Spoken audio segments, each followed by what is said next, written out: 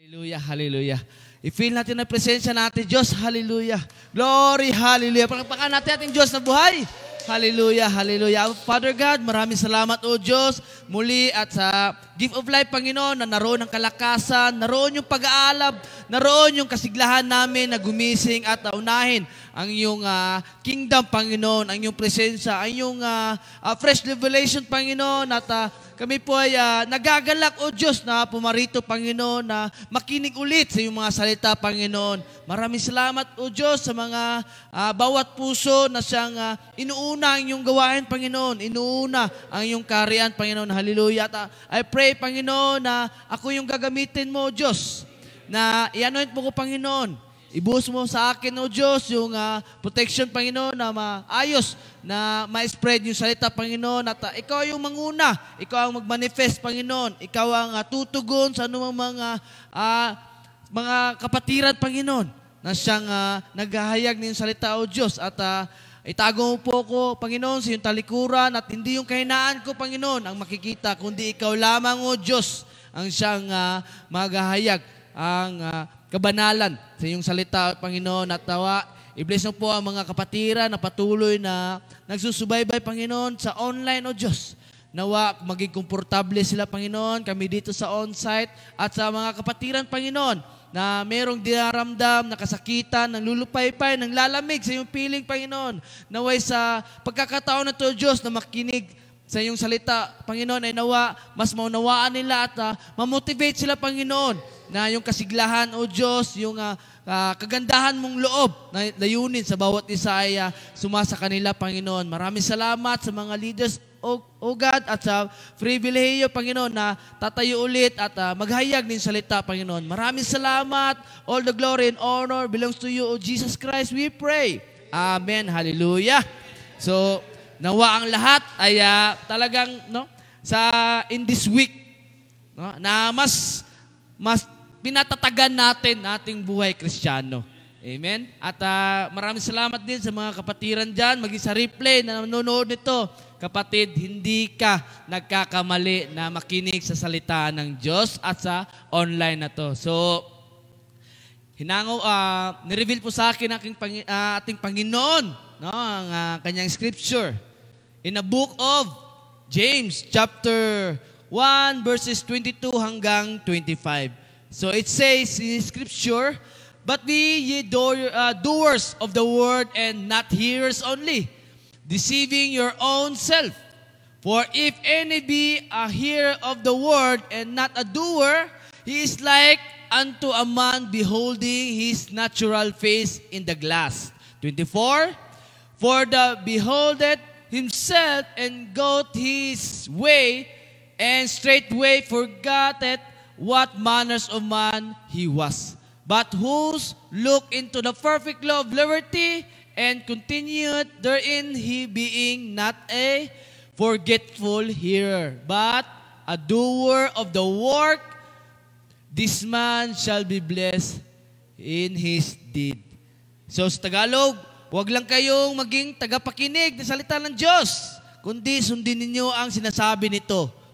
Dahil kung hindi, dinadaya nyo lang ang sarili ninyo. Dahil kung nakikinig kayo sa isang salita ng Diyos, pero hindi naman niya tinutupad ang sinasabi nito, katulad siya ng isang taong tumitingin sa salamin, na pagkatapos makita ang sarili ay umalis agad at kinalimutan ang ayos niya. Ngunit ang taong nagsasaliksik at tumutupad sa kautosang ganap na nagpapalaya at hindi tagapakinig lang ng nakakalimot agad, ay ang taong pagpapalaya ng Diyos sa mga ginagawa niya. So, praise the word of God.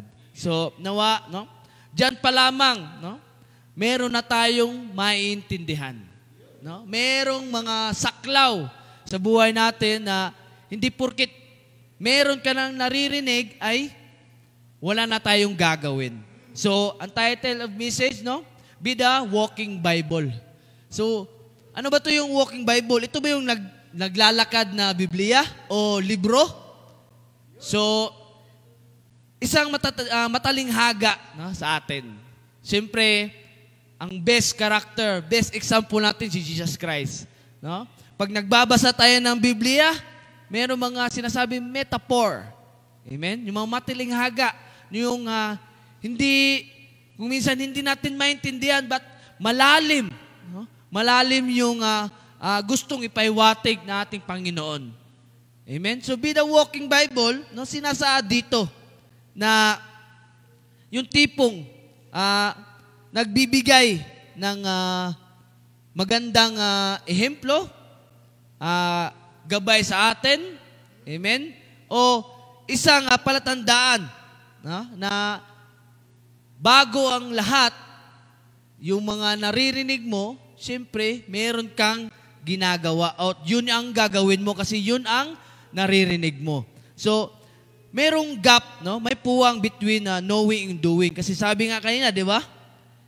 Sa ating teksto na hindi lamang dapat tayo hantong sa pakikinig lamang. Amen? Dapat meron tayong gawa.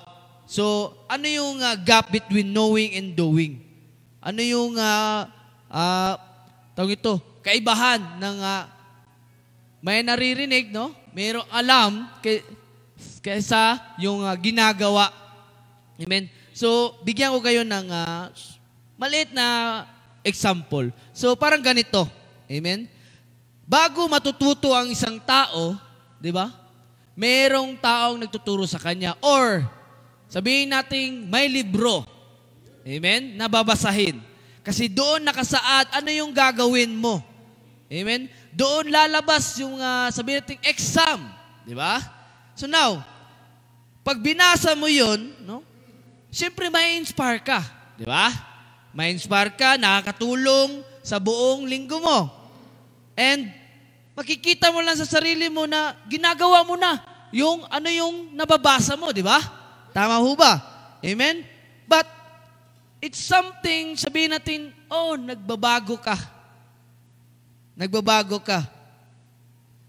Pero subalit, no? Sa pagbabago na yun, hanggang doon na lang. Kasi yun lang ang nababasa mo. Amen? So now, sabihin din natin sa mga online social media, di ba? Meron tayong pinapanood. Di ba? Sabihin natin cooking show. Di ba? Cooking show. Ngayon, sabihin, ganun pala yun. Lalagyan ng mantika, bitchin, di ba? Sinunod mo din. Ngayon, napagtanto mo na ang dali lang pala. Kasi bakit?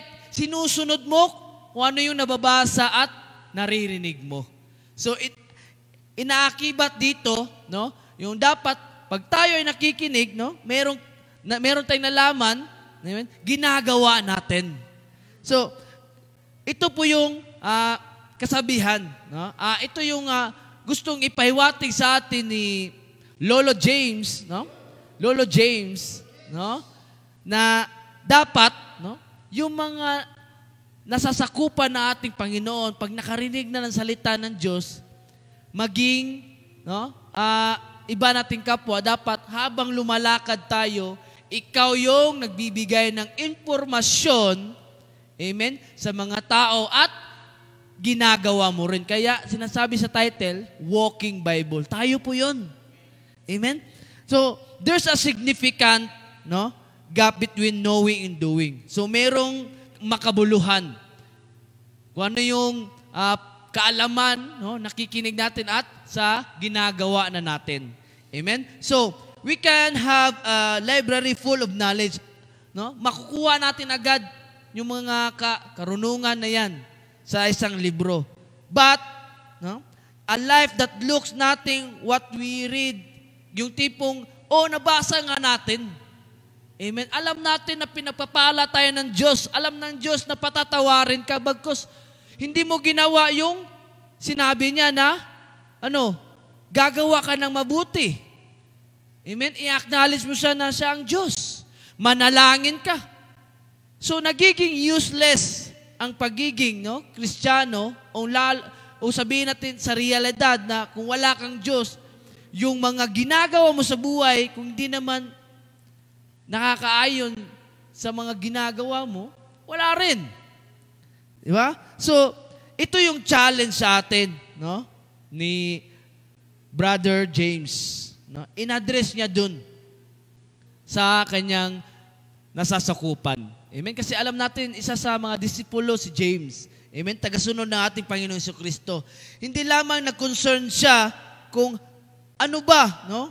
How much we know about the Bible.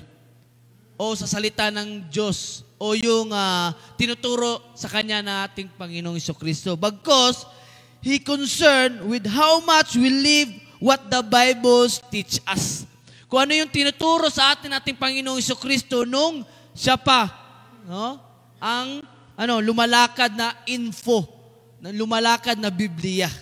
Kasi dati, mahirap magkaroon ng Biblia. Kung way back naman sa panahon ng ating Panginoong Jesucristo, swerte ka kung dadaanan ka ng ating Panginoong Jesucristo at nakinig ka sa kanyang salita. Di ba? But, hindi natin, no? Hindi natin ikakalungkot yun.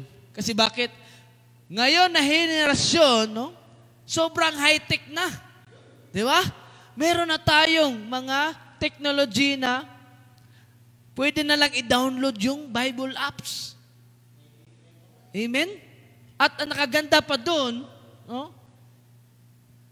Nakasaad na yon kahit na i-speaker mo, di ba? Siya na lang yung magbabasa, makikinig ka na lang. Di ba? Gamitin po natin yon. Amen? Kasi hindi lamang, no? Sabi nga kanina ni Lolo James, no, in-address niya na hindi lamang yung concern niya kung ano yung Biblia. Ang kino-concern niya kung paano natin ipamumuhay yung pagtuturo sa loob ng Biblia. Amen? So, there's a points here, no? Bibigyan ko kayo ng 3 puntos. Amen? Na magabayan tayo sa babasa ng Biblia. Amen? Paano natin ipamumuhay o paano natin i-spread yung gospel na itinuro sa ating Diyos. So, unang-unang puntos, no? Warning agad. The danger of being a hearer only, deceiving ourselves. Kasi, ganito kasi yan, no? O may panganib, kahit na nakikinig ka lang. Kasi bakit?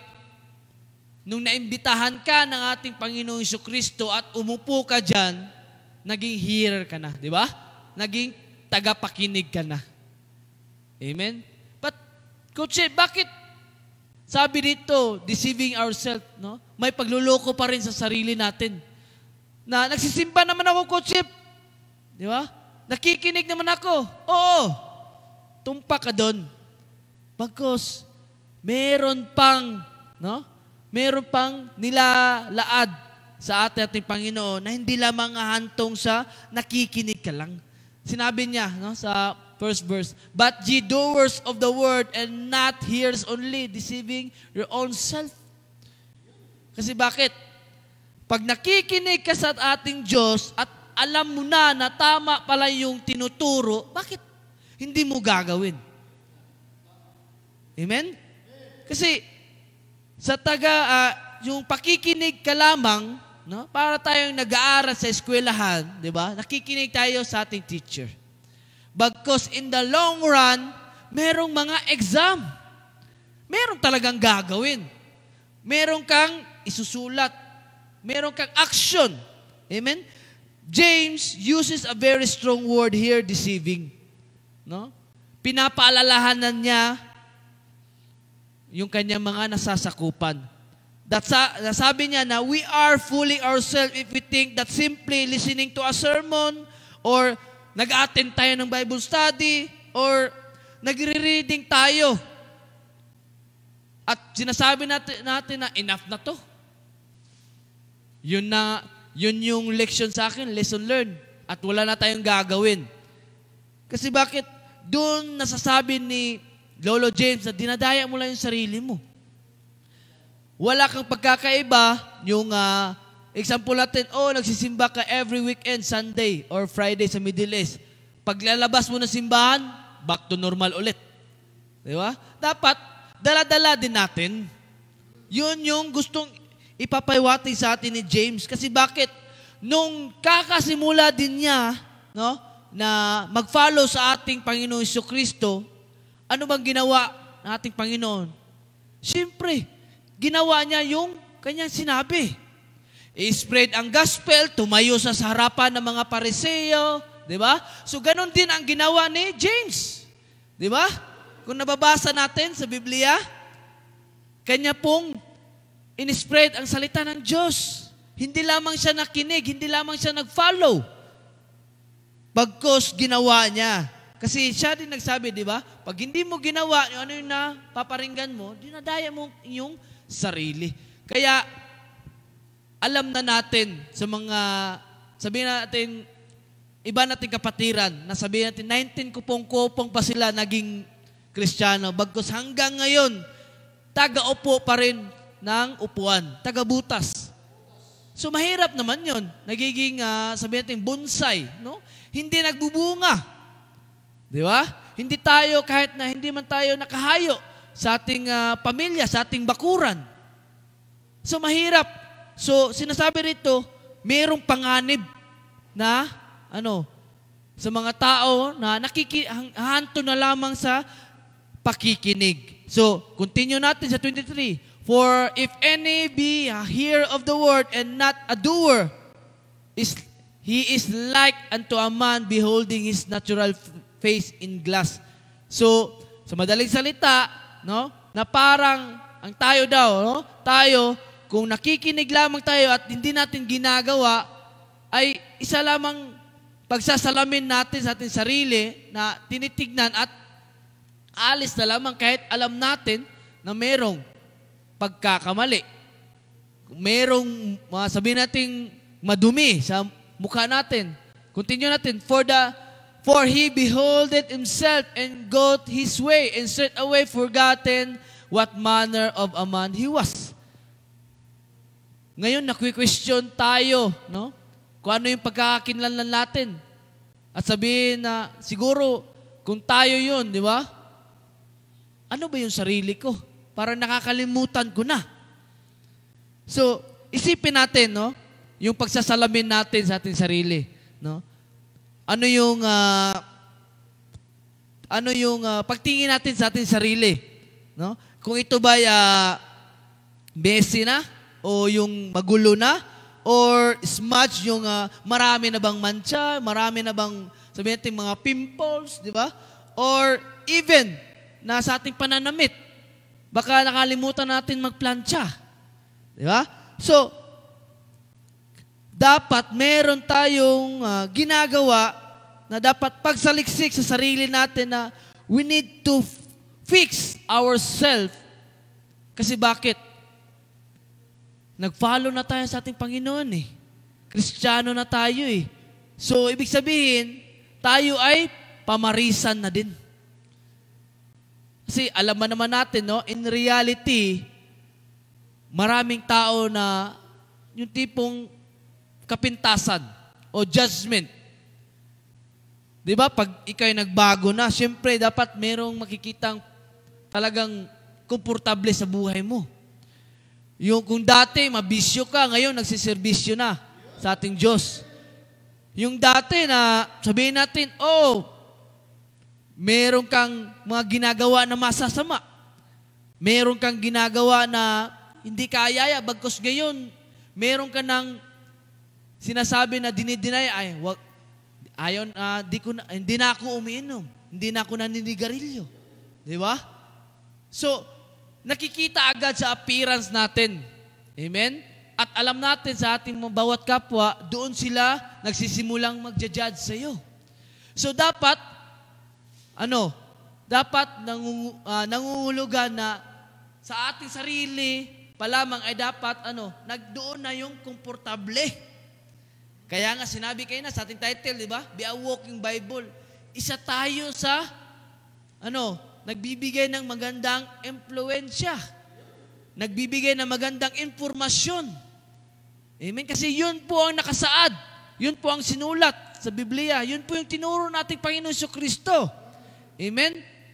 Kung sabihin man natin, way back 2,000 years ago, di ba, walang problema dati kahit di ka maligo.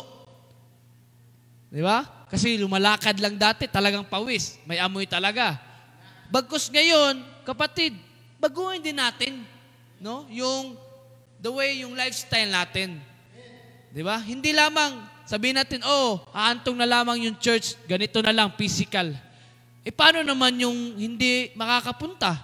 So that's why, in generation to generation, kapatid, nag-i-evolve. Meron ng online, di ba?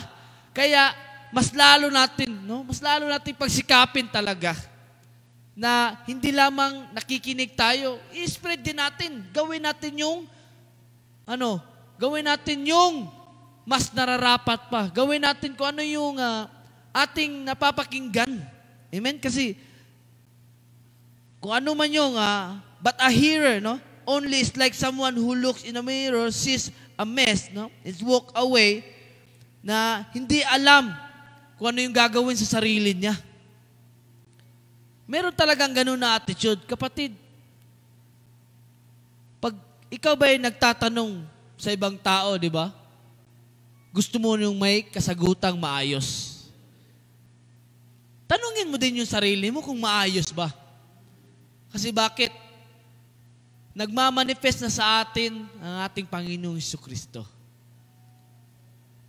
Para mas makahayo pa tayo, no? Dapat yung napapakinggan natin, talagang ginagawa natin kasi lahat ikakabuti. To those who love God. Amen? So, pag i-apply natin to, no? Being a hearer only, nag-create siya ng spiritual hypocrisy. No? Na nagkukunwari ka lang sa pagiging Kristiyano mo. No, hindi mo siya na-apply kasi siguro, sabihin natin, meron kang, tawag ito, yung wala kang confidence. Ha? Wala kang maisasagot kung merong magpipilosopo sa'yo. Huwag kang matakot, kapatid. Amen? Kasi nakasaad naman sa salita, di ba? Na hindi lamang hantong sa tinapay na nabubusog ang isang tao. Dapat sa bawat salita ng Diyos din. So, para mabusog tayo, amen? Pagkakain natin, hindi man literal kainin yung salita, bagkus yung spiritual natin, no? Yun din ang ilalabas natin sa kapwa natin para makakain din sila ng salita ng Diyos. Yun yung tinatawag na doers. No? Ginagawa natin. Amen? Kasi mahirap naman. Maging selfish tayo. Di ba? Blessed na blessed ka. Paano na lang yung iba mong kapatiran? Baka hindi na makasimba, wala na pamasahe. Mawala ng motivation. Di ba?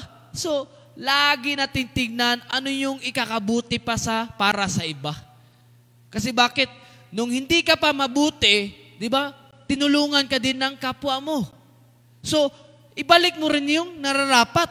So, we can talk the talk on Sunday, yun nga, or even Friday, but our lives on Monday or every day, no, dapat nagmamatch dun. Nagmamatch lagi. Kasi kung hindi nagmamatch, yun ang sinabi ni Lolo James na dinadaya mo lang yung sarili mo. So, this is not only harm to our own spiritual. Hindi yun nakakasakit sa pang-spiritual natin. Amen? Bagkus, ito ay nagbibigay ng growth. No? Growth. But also serve as poor witness. No? Nagsiserve tayo sa mga mahihirap na mga kapatiran. No? Maging sa pang-spiritual.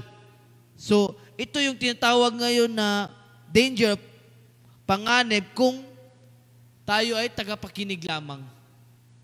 So, kailangan, no, may kaakibat talaga na gawa. Kasi, pag inimbitahan ka ng ating Panginoong Jesucristo, no, ating pong i-visualize, isa ka doon sa disciple. Tapos, iba pa naman si Jesus Christ. rekta-rekta. Sabi niya, follow me. Kung hindi ka nag-follow ngayon. Di ba? Kaya nga, sa mundong ito, sabi nila, follow your heart. Kasi yun ang nagbibigay ng kasiyahan. But in the long run, kapatid, hindi yan nakakasustain. Di ba? Bagkos, pag sa ating Diyos, ating Diyos ka sumunod, kapatid, magbabago yung buhay mo, kagaya na lamang ni Peter. Na dati, isa siyang fisherman. Ngayon, he is a fishers of mankind. Namimingwit na siya ng tao ngayon para makahayo at ma-spread yung gospel nating Panginoon. So, yun yung warning sa atin, no? Not only a hearers but a doers. So, pangalawang puntos, no? Ito yung sinasabing tulay, the path to true freedom and blessing. Kasi habang tayo ay naglalakad, syempre dapat komportable tayo, di ba? Kasi nanalamin na tayo eh. May dala-dala na tayong pagsasaliksik ng salita ng Diyos. So dito ngayon na-apply paano natin mabibigyan ng kalayaan natin sarili at same time, pagpapala. At hindi lamang hantong yun sa sarili natin. Amen? Kasi bakit tayo din ay nakaranas ng kalayaan? So, sa 23, sa 25, but those who look into the perfect law of liberty and continue it therein, he being not a forgetful hearer, but a doer of the work, this man shall be blessed in his deed. So, ang taong nagsasaliksik at tumutupad sa kautusan na ganap, ang siyang nagpapalaya. Liberty. Amen? Kasi salita nga ng Diyos, di ba? The truth will set you free. Masakit sa simula. Kasi bakit? Ginawa mo yun eh. Kung naririnig mo yung salita natin Diyos, na nasaktan ka, kapatid, it's a blessed for you. Kasi that time na, meron kang kalayaan na. Meron nang, mag-evolve ka ngayon. Baka sa time na yun, pag narinig mo yung kasakitan, makakapag-pray ka na sa sarili mo, Lord, bakit ganun? Lord, forgive me. So, bibigyan ka ng magandang revelation ng ating Panginoon. At sinabi pa doon, at hindi tagapakinig lang na nakakalimot agad ay ang taong pagpabalain ng Diyos sa mga ginagawa niya. Kasi pag ginawa mo, siyempre mo talaga malilimot. Example na lang sa profession natin o sa profession ko. Amen? As a auto mechanic o auto technician ng mga sasakyan. You think pag ginawa mo yan, pag kinabukasan, makakalimot ka na? Hindi po. The way na meron kang ginagawa sa isang bagay, the more na mag-growth ka, the more na merong kaalaman na dadagdag sa sarili mo. Yun ang nakaaganda kaysa sa nakikinig ka lang ng lecture. Amen? So, James give us solution na hindi lamang na tagapakinig ka lamang. So, merong paglutas na dapat, Yun nga sinasabi, the Bible calls you, amen, na merong mga batas na susundin. Dito nga sa mundo, di ba? May batas tayong susundin, batas trapiko, di ba? Meron tayong sinusunod na green light, red light, di ba? Yellow light. So, nung napakinggan natin sa mga nagtuturo, or nabasa natin sa libro, di ba? Sinusunod natin at ginagawa natin. So, sinasabi dito na this man or tayo, shall be blessed in his deed sa mga gawa niya. Kasi gawa din natin, Panginoon, sabihin natin, yung nakapalibot sa atin. Kung bawal, huwag mong gawin. Kasi yun po ang nakakahadlang. Bakit? hindi tayo, no, napapansin natin, hindi tayo pinagpapala? Kahit malaki na yung sahod natin, nagkukulang tayo. Kasi bakit? Hindi natin ginagawa eh. At alam mo yung tipong bawal o restriction talaga, huwag mo na gawin. Di ba? I-example ka na lang. Nag-abroad tayo sa Saudi. Ano ba yung bawal? Di ba? Sabi sa Pidos. Na bawal yung alak. Mga illegal. Amen? Bawal yung mga pangangalonya. Di ba? So, wag na natin gawin. Kasi alam mo yung mga consequence sa ganyan, hindi ka mabibless. May blessing ba dun? Wala. Kung may blessing man sa pangtao, oo, pero temporary. Kapatid, spiritual po ang pinag-uusapan dito. Kasi hindi po kamatayan na ng end sa buhay natin. Meron pang second life. So, ngayon, there's two actions o yung sabihin natin two guidelines na mas maunawaan natin. Yung una, yung perfect law.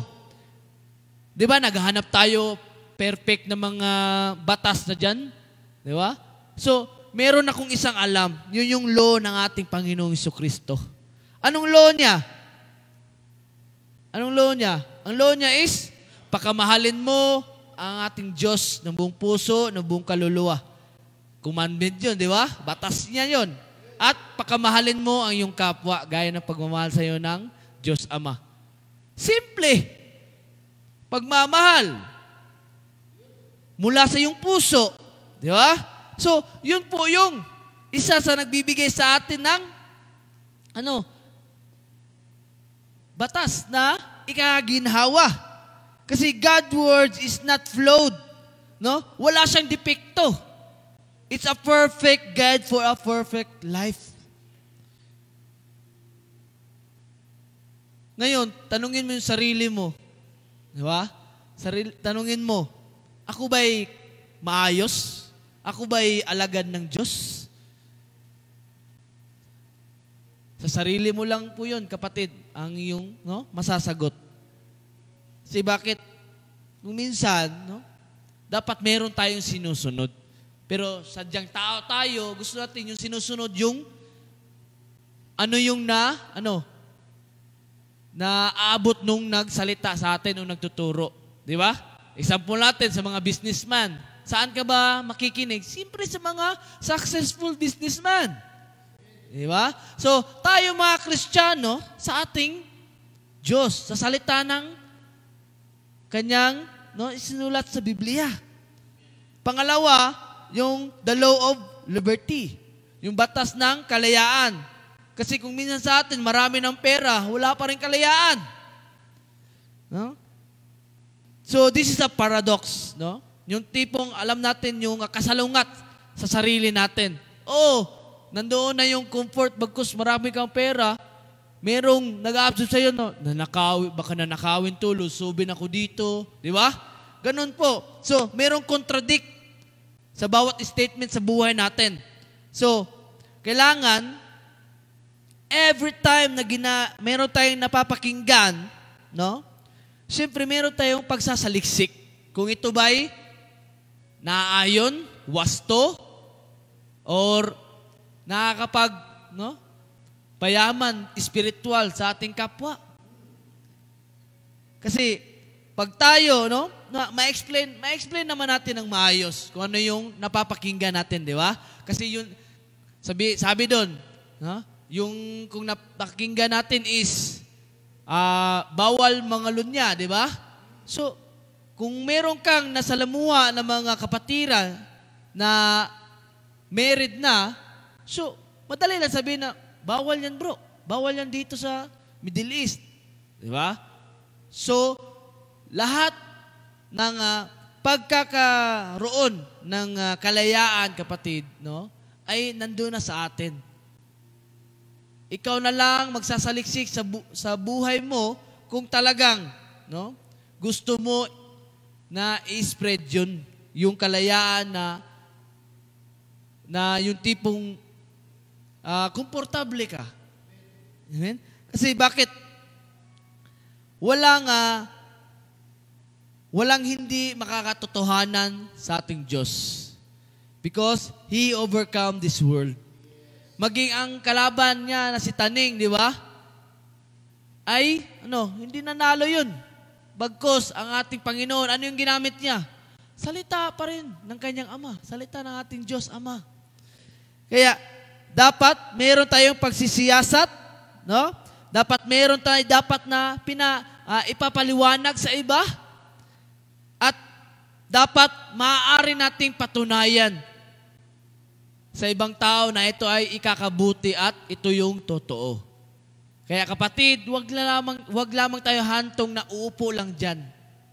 Amen? Kasi sayang naman yung papapala na yun, di ba? Wala ka namang ininvest, pero may balik sa'yo.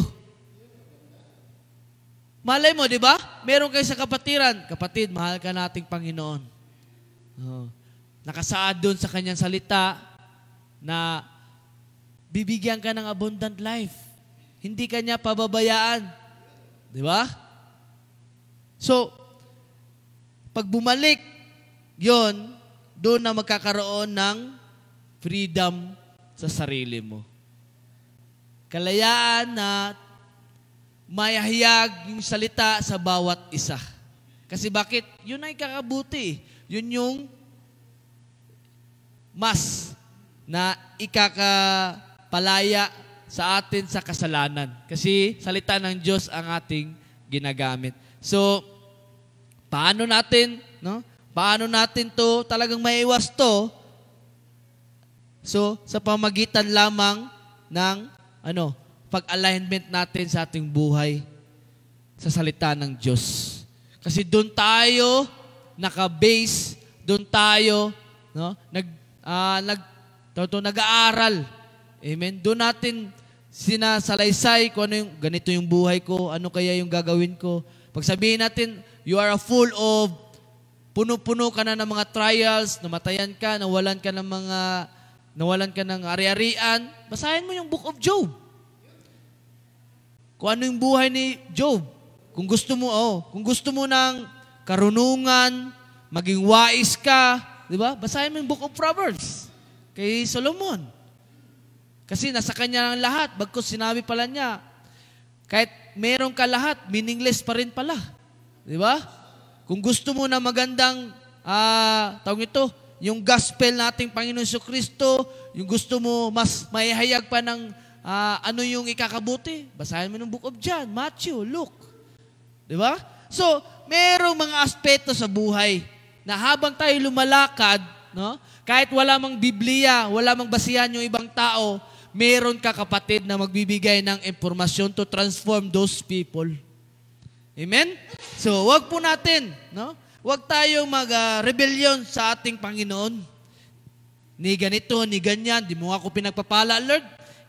I-spread ko pa yung salita mo, bigyan mo muna ako ng kotse, bigyan mo muna ako ng motor, bigyan mo na, marami kang, against sa Panginoon. Bagkus, pag narinig mo yung salita, sapat na yun, kapatid.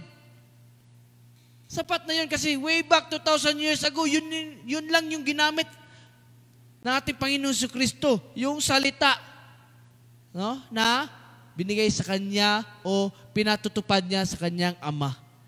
So, ngayon, what is the action? So, what is the action? So, there's nag-example ako ng 3. So, unang-una dito, so, pag tayo ay gagawa na, kasi narinig na natin, gagawa tayo ng anong mga bagay na nararapat. So, unang-una, look into and investigate. So, tingnan mo yung sarili mo, tingnan mo yung kapaligiran mo, imbestigahan mo. Amen? Bago tayo gagawa ng hakbang sa ating buhay. Dapat talaga merong pagsusuri. This is a more than a quick glance. Hindi lamang to, na yung sulyap lamang na, ay, tapos na. Tapos na ako doon. Bahala na sila doon. Hindi. It's a careful, thoughtful examination of the Word. So dapat pag nagbabasa tayo, no, meron tayong napapakinggan, saliksikin natin. Baka pinapalayo na tayo sa tinuturo nating Panginoong Diyos. Kasi marami pa naman ngayon, di ba, mga false teaching. Di ba? Kaya daladalahin natin yung ating mga physical na Bible or Bible apps kasi cellphone na lagi yung dinadala ngayon kahit napupunta ka ng CR, di ba? So, examine yourself, no? Kasi like a scholar studying a text or a script or a pointers. Amen? Kasi doon nila nalalaman kung ano yung, baka ito yung lalabas sa exam. Maging tayo, di ba? Paglabas natin sa ating kwarto, sa ating bahay, di natin alam, di ba? Kaya talaga mas maigi na yung pag-i-examine natin sa ating sarili ay no, yung ready, handa. Amen? So, we need to take the God's teaching or Jesus Christ's teaching. So, ano yung nasiliksik natin, ano yung pagsusuri natin sa salita ng Diyos, dapat dala-dala natin yun. Hindi man natin dala-dala yung libro ng Biblia, bagkus dala-dala natin yung kaalaman na binigay sa atin nating Panginoong Jesucristo. No? Amen? So, pangalawa, perseveres, remain. So, perseveres yung tiyaga tayo, no? Maging tigiyain. At remain, no? Maging kalma. Kasi hindi lahat ng laban sa buhay ay nagiging aggressive tayo. At sinasabi na at nag-deny tayo, no? Ay hindi ganyan, bro. Dapat, no, meron tayong observant sa sarili natin na before we act, no, dapat remain kalma lang. Kalma lang. Kasi this is one-time effort, no? Hindi to isang bagsak o yung isang gawain lang. Marami pang iba pagkakataon. It's an ongoing, consistent commitment. So, pag nandyan ka na, no? Sa niyayapakan nating Panginoong Jesucristo, amen, alam naman natin na nangunguna talaga ating Diyos, no? Maghintay ka lang na ikaw na naman ang aapak. Hindi yung pangunahan mo ang ating Panginoong Jesucristo. Dapat magtiyaga ka na maghintay. Ano man yung mga hinihintay mo, ng mga desires mo, love life ba yan? Kasi single yung salita, di ba? Or yung mga position natin, careers na mag-claim ka ng mataas na sahod, di ba? Matataas na mga ranggo. Amen? So, dapat, no, hindi natin hayaan at maging consistent tayo sa ating mga commitment. Kagaya na lamang ng pag-spread natin ng salita ng Diyos. Amen? So, the Christian life is a marathon. The Christian life is a marathon. Bakit? Not a sprint. Is about how we finish. Hindi nangangahulugan na mabilis ka sa simula. Hindi po. But sinabi, it's about how we finish that race. Marami nang nauna sa atin, mga Kristiyano. Bagkus, merong pagkakataon na, pastor ka na pala, coach? Ako, hindi pa rin eh. Pero nauna ako, di ba, sa'yo? Di ba? May mga ganyang bagay. Di ba? Meron tayo ibang kapatiran dati na nagsishare na yung iba niyang mga kasamahan na mga pioneering is pastor na, pero siya still remain. No? Okay lang sana kung still remain. Di ba? Nag-backslide pa. Yun nga. Nag-backslide pa. Umiiwas pa. Nanlalamig pa. So, dapat meron tayong tiyaga. Kasi bakit ito yung dapat nating gawin? No? Actions of a doer. Amen? So we need to apply, we need to seek, and continually return to God what is to be glorified His name. Kasi doon nalulugod ating Diyos eh. Di ba? Sa ginagawa natin. Amen? Kasi puntos yun. Kasi sabihin natin, thousands of keys ang langit para mabuksan para sa'yo. Wala kang ginawa kasi tagapakinig ka lang. Wala. Di ka masasama sa rapture. Hirap naman. So, wag natin sayangin. At pangatlo, no? Acts, does. Ito na ngayon. Gawin mo. Amen? Gawin mo at kumilos ka kagad. Yun. This is a crucial step sa bawat isa sa atin. No? Lalo na sa mga Kristiyano na nagsisimula na. Amen? So, action na natin agad. More study. No? More, tawag ito, yung devotion. Amen? It is putting the truth into practice. Kasi katotohanan to. Walang baliktad dito, walang paliko-liko dito. Straight agad. Amen? Kasi bakit? Yun nga, pag tinawag ka na, no? Baka matanong mo pa, hindi pa ako tinawag bro, pero nagsisimba ka na. So that the time na tinawag ka na, kasi bakit? Nakikinig ka na ng salita ng Diyos. Amen? So we need to practice it and choosing forgiveness when we want to revenge. Isa sa mga pagkilos natin na kung meron man tayong kaalitan, di ba? Instead na mag-revenge tayo, no?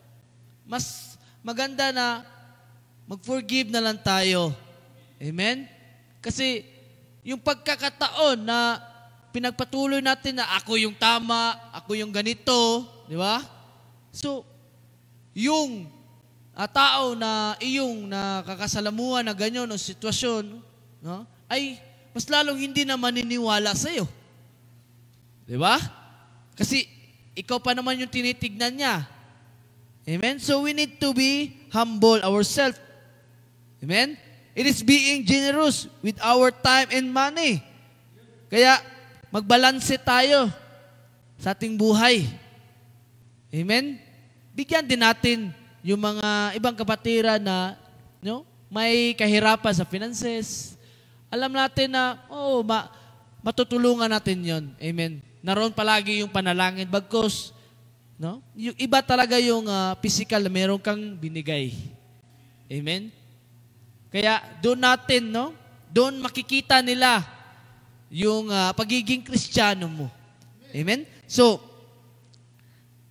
pangatlong puntos. Amen. So malapit na tayo. So the supporting witnesses. So tayo po to. Amen. So dapat pag witnesses tayo, biblical ang ini-example natin. Si bakit? Marami ng mga nagsasaliksik sa Biblia. Mga ininhero, mga scientifico, nagsasaliksik kung ano yung meron sa Biblia. And I searched in AI apps, sabi doon 99% in the New Testament ay katugma. Amen? At meron ding mga naririnig ko sa mga social media na influencer, content creator na 81% in the Bible is all truth. So 19% na lang yung hinahanap. So yung maliit na porsyento na yon siguro sa mga Old Testament talaga, Pero kasi wala kasing dati, walang mga basihang mga tao. Amen? But the good thing is, hindi naging 50-50 yung salita nating Diyos. Amen? Hindi naging 50-50. So now, the point to be witnesses, yung mga tao na namumuhay na sa ating Panginoon Jesucristo. Yung nakabase na sa Biblia. Amen? So, ngayon, ang unang-unang gagawin dito, according in word. Salita talaga ng Diyos, magsisimula ang lahat. Kasi dito tayo, nakakakuha ng pag-aaral para maipangaral natin sa iba. So now, in the book of Psalms, sabi diyan sa supporting verse niya, in the book of Psalms chapter 19 verse 9 to 11, di ko na pinalagyan ng slides kasi gusto ko saliksikin nyo. Kasi bakit? You are the hearers now. Amen? Tagapakinig na kayo ngayon. Diyan sa online. So, kung makikita naman sa ating slides diyan, no? Take note mo, no? Psalms chapter 119 verse 9 hanggang 11. So, according to His word. So, sa kanyang word. So, it says doon, how can a young keep his way pure? No? Malinis, walang kapintasan. So, sinabi, by guarding it according to your word. Amen? So, I have stored up your word in my heart that I might not sin against you. So, in a short term, no, na para hindi tayo nagkakamali sa ating mga sinasabi, sa ating ginagawa, sundin natin yung nakasaad sa salita. No? Kasi yun ang gabay eh. Kaya nga Bible, di ba? Basic instruction before leaving earth. Basic. No? Pangunahing ginagawa, pangunahing kaalaman sa bawat isa. So now, ito yung komento, ito yung commitment ng isang psalmist sa ating Panginoon na para mapanatili na ikaw ay pure, no? Yung tipong pagiging humble, di ba? Pagiging pagpapakabanal natin, no? Amen? So, dapat naayon sa salita ng ating Diyos. Pangalawa, the two builders. So, meron tayong example na two builders. Kung alam niyo po yung metaphors, story ng two builders na in-example natin Panginoon Jesucristo, di ba? Merong mga tao, dalawang tao na nagtatayo ng bahay. Pareho lahat ng materyales, pareho lahat ng quotation, but there's something one kind na magkaiba. Yung pundasyon na paglalagyan ng bahay o gusali. So, there's two men, no? A wise man and a fool man. So, pag nabasa po natin yan, kapatid, malalaman mo kung saan ka kakapit, saan ka tatawag at sino yung una mong tatawagin pag this oras ng emergency. No? This oras ng hindi mo masasabi na ito ba yung tama. So, balik tayo kung saan yung magandang pundasyon. Kasi sinabi, everyone then who hears this word of mine and does them will be a like man who built his house on the rock. So, merong isang tao doon na nagtayo ng bahay sa tuktok ng bato, sa itaas ng bato. So, ito yung sinasabi na yung mga taong nakikinig sa kanyang salita at ginagawa. So, is like a wise man. So, maging wise po tayo, kapatid. Amen? So, pagsasaliksik sa ating sarili. So, sinabi din, and everyone who hears this word of mine and does not do them be like a foolish man who built his house on the sand. Nakita mo na nga at nahawakan mo pa na buhangin yun o malambot yung pundasyon na yun, naglagay ka pa ng bahay doon. Diba? So, hindi mo ginawa yung salita natin Diyos. So, pinapaalalanan tayo lagi ng ating Panginoon. Hindi siya naging pabaya sa atin. Hindi siya natulog sa atin. Amen? Bagkus, Jesus Himself warned us that only those who do His words will withstand the storm of life. So, pinapaiwatig dito nating Panginoon, if you remain His word at ginawa mo, kahit anong bagyo sa buhay mo, nandyan ka pa rin. Hindi ka natitinag. Hindi ka mabubunot. Hindi ka manlulupaypay ni manghihina o ni mawala ng pag-asa. Kasi meron kang Diyos na pinanghawakan sa buhay mo at totoong buhay sa buhay mo. Amen? So now, Lastly, the Good Samaritan. Siyempre, mayroong karakter. Kasi nag-build up ka na ngayon sa sarili mo, di ba? So, para mo mahagi ito, nagmabuti ka. Hindi ka maging hambog. Amen? Kasi in the book of Luke, chapter 10, verses 25 to 37, no? Merong hinahantulad ang ating Panginoong Jesucristo. Kasi meron kasi nagtanong na tagapagturo. Amen? Na sabihin natin pilosopo rin. Pero gusto niya malaman ano yung kasagutan ng ating Panginoong Jesucristo. At tinanong niya, paano ba makakapunta sa langit? Amen? Sinabi.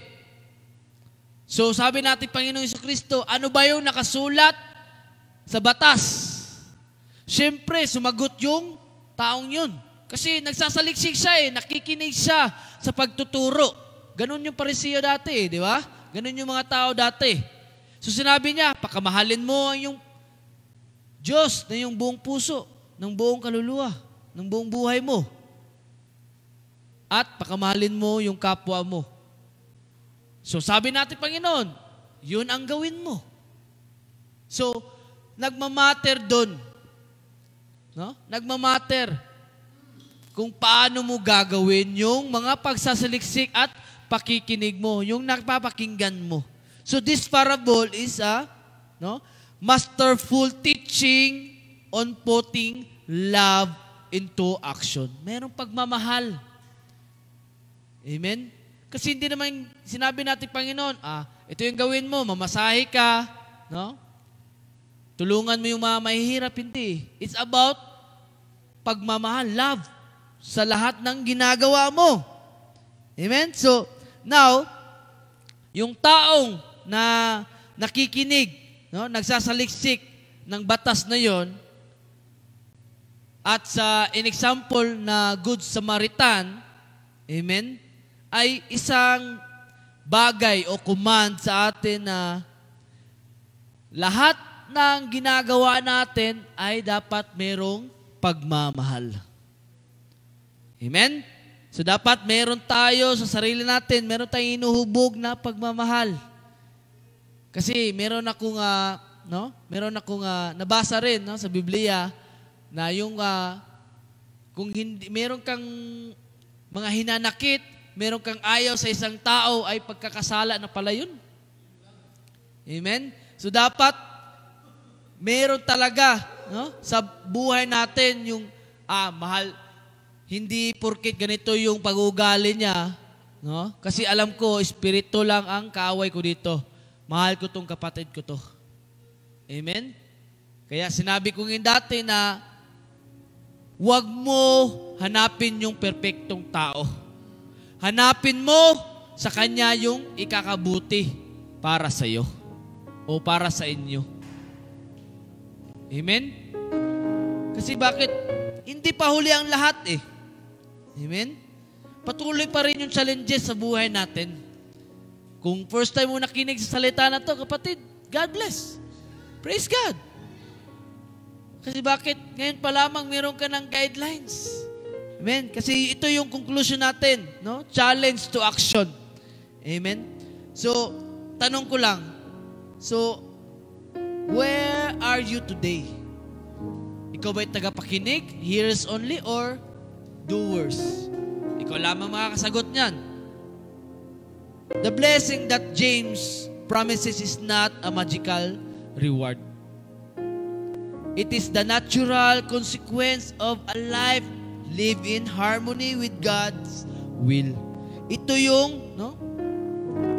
natural na kahit na isang tao sa realidad na dapat mamuhay ng pagkakaisa sa ating Diyos. Harmony, merong unity na dapat yung God's will lamang, yung kalooban ng Diyos lang dapat, hindi yung kalooban mo. Amen? Kasi bakit? Ito yung nagbibigay ng joy, peace, and purpose that come from a living way. No? Na ano yung create niya para sa atin. So, in a supporting verse, lagi nating naririnig, kahit kanina, sa pag-opening prayer pa lamang, sabi, whatever Therefore, ye eat or drink or whatsoever ye do, do all to the glory of God. Napakasimple. Diba? Alam mo ikakabuti, alam mo yung nakakalugod sa Diyos, alam mo yung ikakabuti sa kapwa mo, then do it. Be a doers, not a hearers only. So dapat habang tayo ay lumalakad, dapat kasama ang turo ng salita at maging tayo ay Biblia sa ibang kapwa. Amen? So, now, whatever you do, do all to the glory of God. Gawin mo yung narapat para sa Diyos. Kaya lumakad tayo, dala-dala ang katotohanang impormasyon, magpapabago sa anyo o maging sa bawat tao, maging sa sarili mo. Sa mga taong tagasunod na nating Panginoon, yung kumikilala at lalo na sa mga taong kikilalanin pa ang ating Panginoong Jesucristo upang maranasan nila yung pagbabago. Amen? So, this verse, no, ini-encourage talaga tayo, mga believers, o maging sa mga unbelievers. Amen? Na dapat merong ganap sa ating buhay. There's an performance. So, every action, from the most mundane to the most significant, no? Mula sa makamundo, mundane, mula sa makamundo nating hinaharap hanggang sa makabuluhan na. Meron ng magandang pagbubunga, meron ng maging ehemplo ka na sa ibang tao. So, with the ultimate purpose of bringing honor and glory to God. Kasi, yun naman talaga yung buhay natin dito. Baka hindi mo pa alam kung ano yung purpose mo sa buhay mo dito. Di ba? Yung purpose natin is magbigay tayo ng makabuluhan sa ating Panginoong Jesucristo. So, let's commit today to not just reading the Bible, but to living it. Hindi lamang na magbasa lang tayo ng Biblia, basa na ng basa. Diba? Examine na. Dapat meron tayong pinamumuhay, no? Sinasabuhay natin para makita din ng iba na Kristiyano ka ba talaga o hindi. Diba? So let us sa puso natin, no? O ang banal na Espiritu na siyang maggabay sa iyo.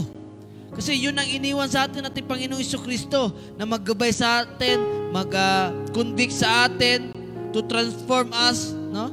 Na ano yung katotohanan, and walk the talk. Amen? Para pamarisan tayo. At dapat, no, magmamanifest sa atin ang ating Panginoong Jesucristo. So, tayo po magsitayo. Amen?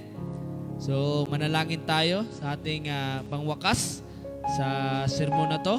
Nawa ang lahat ay naunawaan kung ano yung gustong iparating sa atin ating Panginoong Jesucristo. At nawa,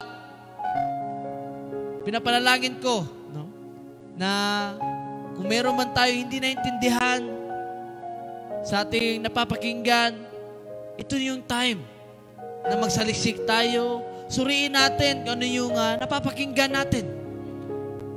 Kasi sinabi nga, be the walking Bible. Not only a hearer, but a doers for the God's glory. Hallelujah. Glory to you. Hallelujah.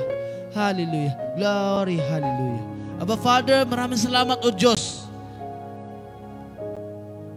sa iyong mga salita, Panginoon, na patuloy na nagre-remember sa amin.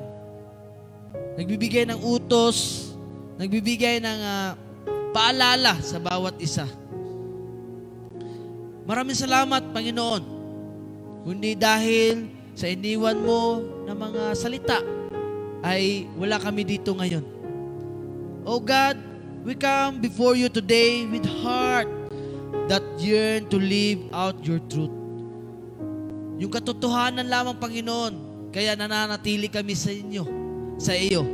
We ask for the strength to not only hear your word, but to be doers of your word. It's a basic instruction came from to you, God. But help us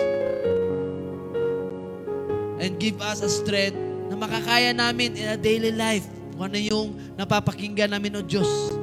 Help us to move beyond mere listening and understanding, na mas maunawaan namin yung lahat ng aming naririnig. Kaya dahil alam namin, one call away to you, God, in Jeremiah chapter 3 verse 33, na tumawag lamang kami sa iyo, O Diyos, at ibibigay mo na yung lahat ano yung hindi namin maintindihan. O God, grant us the courage to act on what we know is right, even if it's difficult or goes against the grains.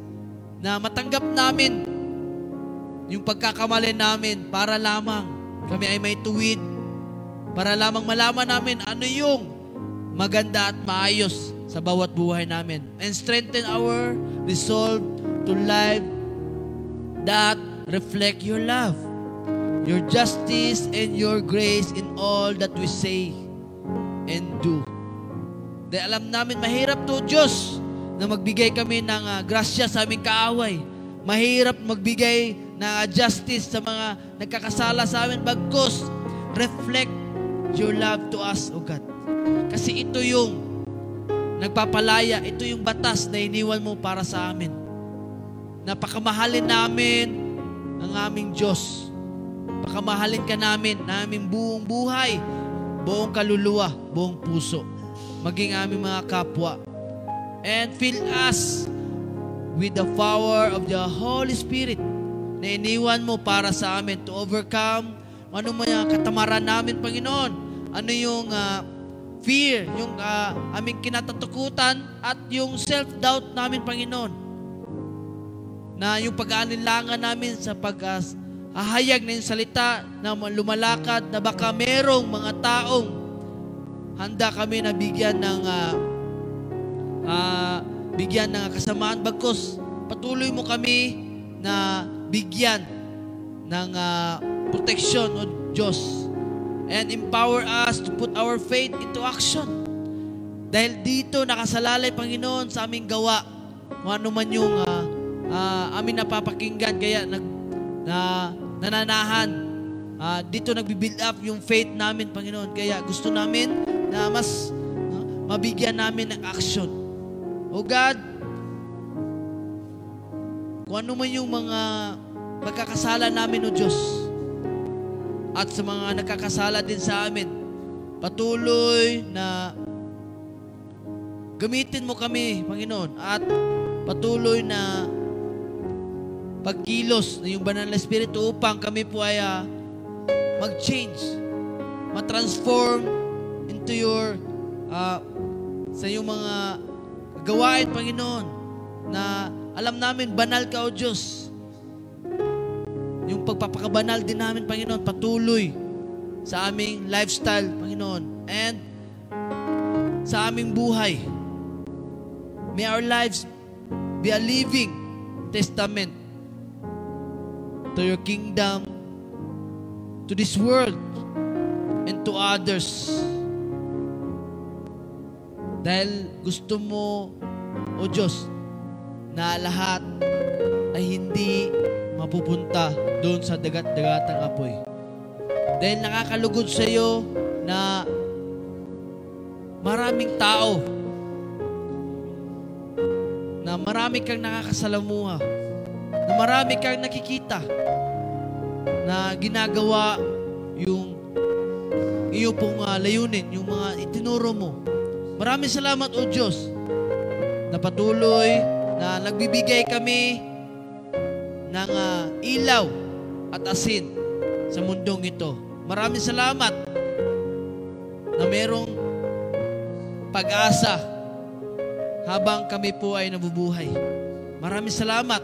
All the glory into your mighty name, Jesus Christ, we pray. All we say is we say Amen at Amen. Glory to God. Shalom. Shalom.